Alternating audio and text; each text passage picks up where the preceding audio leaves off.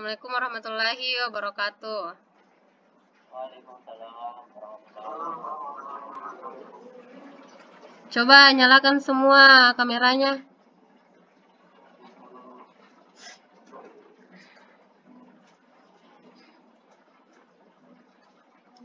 Hadir semua minikah?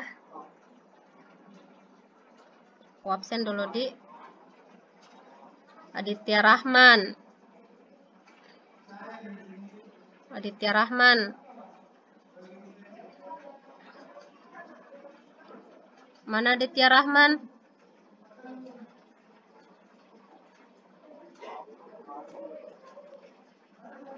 Ahmad Ilham. Hairul Amal. Kasih on cam dulu semua, kasih on cam. Muhammad Alif Sardana. Hadir semua Midi. Jadi ini kita akan pelajari tentang prinsip pembelajaran mikro, yang mana tujuan dari pembelajarannya setelah proses pembelajaran dapat memahami prinsip umum pembelajaran, kemudian mampu mengetahui ketentuan dalam penerapan pembelajaran mikro. Nah, fungsinya untuk mempelajari prinsip pembelajaran mikro ini, bagaimana peserta nanti mampu menjadi calon pendidik itu sendiri, menjadi pendidik dan pengajar. Langsung saja saya bagikan materinya di.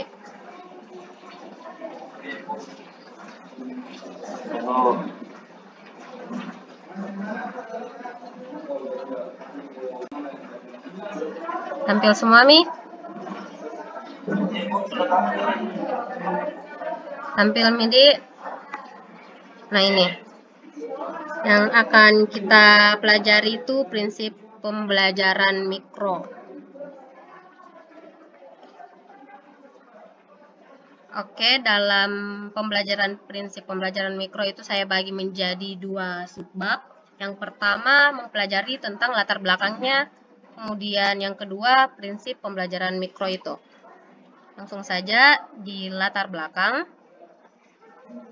Setiap model atau pendekatan pembelajaran di samping memiliki ciri-ciri atau karakteristik juga memiliki prinsip-prinsip atau ketentuan yang harus diperhatikan dan ditaati dalam menerapkan pendekatan pembelajaran mikro. Nah, maksudnya di sini seperti kita ketahui bahwa pembelajaran merupakan suatu interaksi dari siswa terhadap lingkungan belajarnya, lingkungan pembelajarannya.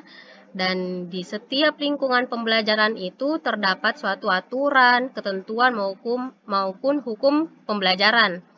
Maka dari itu disebut dengan prinsip-prinsip pembelajaran.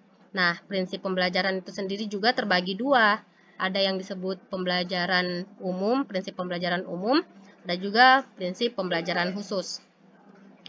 Lanjut ke prinsip pembelajaran umum, yaitu ketentuan atau aturan yang berlaku untuk setiap kegiatan pembelajaran. Jadi, dia bersifat umum. Nah, di sini prinsip-prinsip umumnya terbagi menjadi 5 poin. Yang pertama, perhatian dan motivasi.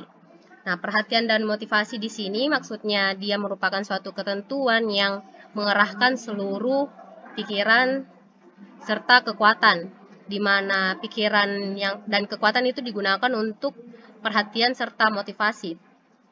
Perhatian serta motivasi ini perlu diperhatikan, perlu menjadi suatu hal yang penting karena perhatian dan motivasi dari pendidik maupun peserta didik itu akan membantu kelancaran dari suatu pembelajaran. Kemudian aktivitas. Nah, aktivitas inilah yang disebut dengan kegiatan dalam pembelajaran itu, baik itu secara pemikiran, dari fisik, kegiatan sosial, dan juga kegiatan emosional. Jadi di aktivitas ini merangkum seluruh kegiatan yang memenuhi bagaimana kelancaran suatu pembelajaran. Nah, selanjutnya itu poin penting yaitu balikan dan penguatan. Maksudnya di sini respon dari setiap proses pembelajaran maupun hasil dari pembelajarannya. Jadi bagaimana seorang pendidik ini mampu memberikan suatu respon, baik itu suatu reward yaitu penghargaan ke setiap siswanya mengalami kenaikan ataupun punishment atau hukuman jika melakukan suatu pelanggaran. Nah, yang selanjutnya itu tantangan. Tantangan di sini bagaimana pendidik memberikan suatu tantangan seperti memberikan suatu permasalahan untuk dipecahkan oleh siswa. Jadi dengan begitu stimulus siswa, semangat dari siswa itu meningkat untuk melakukan suatu pembelajaran. Nah, poin yang terakhir itu perbedaan individual. Bagaimana diketahui dalam setiap kelas itu terdapat beberapa siswa dan tiap-tiap orang itu memiliki kepribadian yang berbeda. Nah, di sini ditekankan bagaimana seorang pendidik itu mampu mengenali setiap perbedaan individual dari semua siswanya. Dengan begitu, mampu mengetahui model pembelajaran apa yang akan digunakan. Sampai di sini ada yang ingin dipertanyakan? Atau lanjut? Sebelum masuk ke prinsip pembelajaran mikro. Paham? Jadi prinsip pembelajaran yang umum itu semua digunakan, entah itu dia model pembelajaran seperti yang biasanya atau pembelajaran mikro. Nah, lanjut kalau begitu. Prinsip pembelajaran mikro merupakan ketentuan, kaidah, atau hukum yang harus dijadikan pegangan di dalam pelaksanaan pembelajaran mikro. Sesuatu yang telah disepakati sebagai ketentuan, hukum, atau prinsip, maka ketika aturan itu ditaati, maka akan berdampak positif terhadap proses dan hasil pembelajaran mikro. Pembelajaran mikro yaitu merupakan bagaimana suatu pelatihan untuk menjadi seorang pendidik, yang seperti kita ketahui sebelumnya. Nah, lanjut. Prinsip dari pembelajaran mikro itu di sini ada 6 poin. Yaitu yang pertama, fokus pada penampilan. Maksudnya penampilan di sini yaitu bagaimana keterampilan dalam mengajar. Jadi observer ataupun supervisor itu memperhatikan bagaimana seorang pesertanya ini, yaitu calon pendidik ini, membuka sampai menutup materinya, membuka sampai menutup pembelajarannya, bagaimana dia keterampilan dalam mengajar. Kemudian yang kedua, spesifik dan konkret, maksudnya sama seperti fokus pada penampilan, selanjutnya mampu mengkhususkan bagaimana ini seorang pendidik, dia memiliki suatu ciri khas dalam mengajar. Keterampilan mengajarnya itu memiliki suatu khas yang spesifik dan konkret, maksudnya jelas. Untuk arahnya dia mulai dari pembuka sampai ke menutup pembelajarannya. Kemudian umpan balik, bagaimana dari observer maupun supervisor itu memberikan suatu kritikan, masukan, juga saran terhadap peserta ini, calon pendidik ini, bagaimana cara mengajarnya. Nah, selanjutnya itu keseimbangan berkesinambungan dengan umpan balik itu tadi. Di sini keseimbangan, sebelumnya di umpan balik kita memperhatikan kekurangan-kekurangan, tapi keseimbangan memperhatikan kelebihannya juga, bukan hanya kekurangan. Jadi maksudnya di sini seimbang antara kekurangan yang perlu diperbaiki dan kelebihan yang perlu dipertahankan. Maka kelebihan pun harus diutarakan agar mungkin akan menjadi motivasi dan juga penyemangat bagi calon pendidik.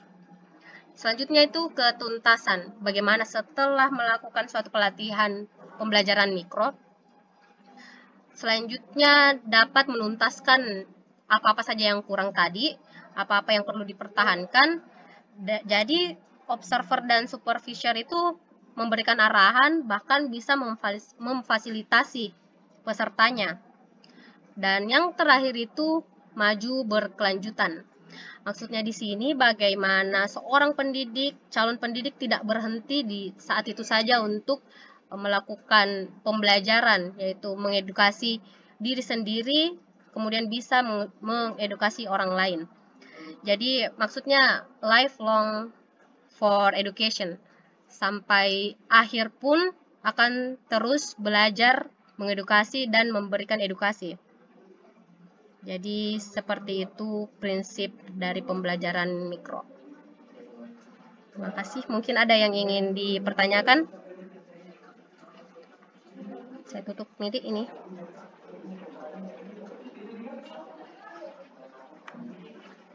Bagaimana, ada yang ingin dipertanyakan?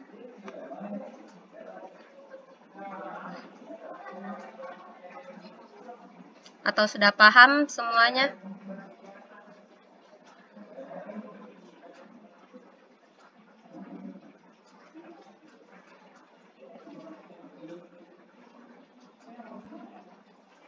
Ada yang ingin dipertanyakan?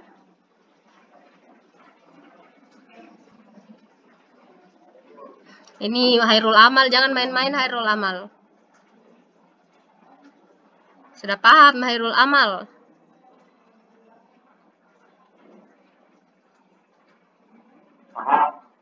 Sudah paham? Semuanya sudah paham? Jadi intinya pembelajaran mikro itu bagaimana itu pelatihan untuk menjadi pendidik. Nah, prinsip-prinsip ini yang perlu dipenuhi untuk kelancarannya. Kelancaran untuk mencapai tujuan dari pembelajaran mikro itu sendiri. Ya. Alif Sardana mau bertanya? Putus-putus kah? Suara aku dari tadi tidak jelas. Oh iya, silahkan Alif Sardana.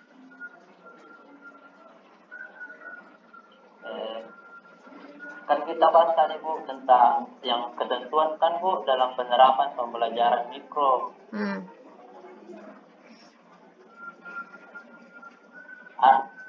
Ada yang kita bilang fokus atau yang bagaimana Bu? Fokus sama penampilan? Pada kan kita bilang tadi pada ketentuan ada fokus pada penampilan. Yang kita maksud fokusnya itu pada penampilan yang bagaimana Bu? Tingkah laku, cara berpakaian atau yang bagaimana Bu? Terima kasih Bu. Oke, terima kasih atas pertanyaannya.